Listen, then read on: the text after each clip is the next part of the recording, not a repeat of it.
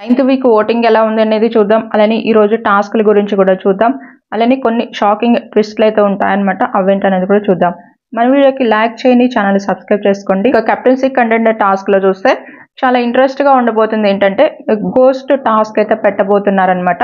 అంటే ఒక dark room అనేది ఉంటుందన్నమాట. మనకి ప్రోమో వస్తుంది. ప్రోమో వస్తే మీకు క్లియర్గా అర్థమవుతుంది. అక్కడ ఉన్న ఐటమ్స్ ఉంటాయి కదా, వాటిని గెస్ట్ చేయాల్సి ఉంటుంది.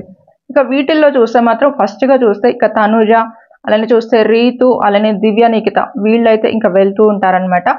టీమ్స్ వైజ్గా చూస్తే మాత్రం ఇలాగ వెళ్తూ ఈ టాస్క్ అనేది ప్లే చేస్తారనమాట. అది కూడా చూస్తే డార్క్ రూమ్లో అంటే గోస్ట్ అంటే కొంచెం చాలా ఇంట్రెస్ట్గా అనిపిస్తుంది కదా ఎవరికైనా.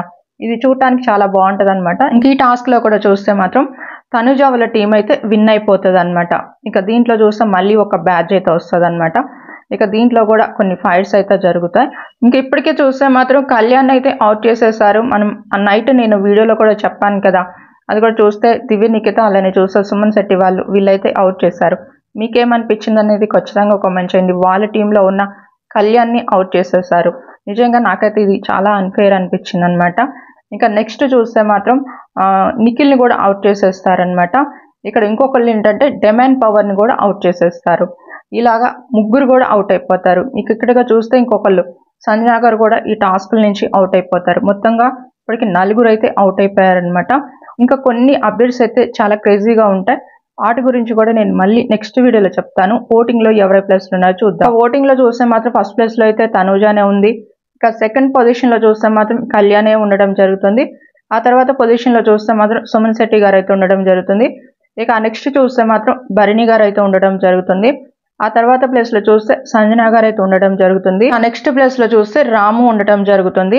ఇక లీస్ట్లో చూస్తే మాత్రం ఇంకా సాయి శ్రీనివాస్ అయితే ఉండడం జరుగుతుంది. జియో హాట్‌స్టార్ ఓట్స్, మిస్డ్ కాల్స్ అస్సలు మిస్ చేసుకోవద్దు.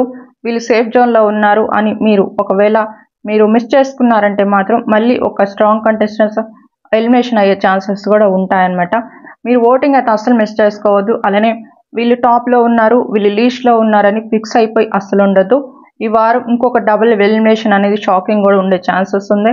ఇంకొకటి ఏంటంటే ఇప్పుడు ఈ టాస్క్లో కూడా ఒక పవర్ సేవింగ్ అనేది ఎలిమినేషన్ అనేది ఒకటి ఉండబోతుంది అనమాట. అది బిగ్ బాస్ ఆల్రెడీ అనౌన్స్ చేసేసారు.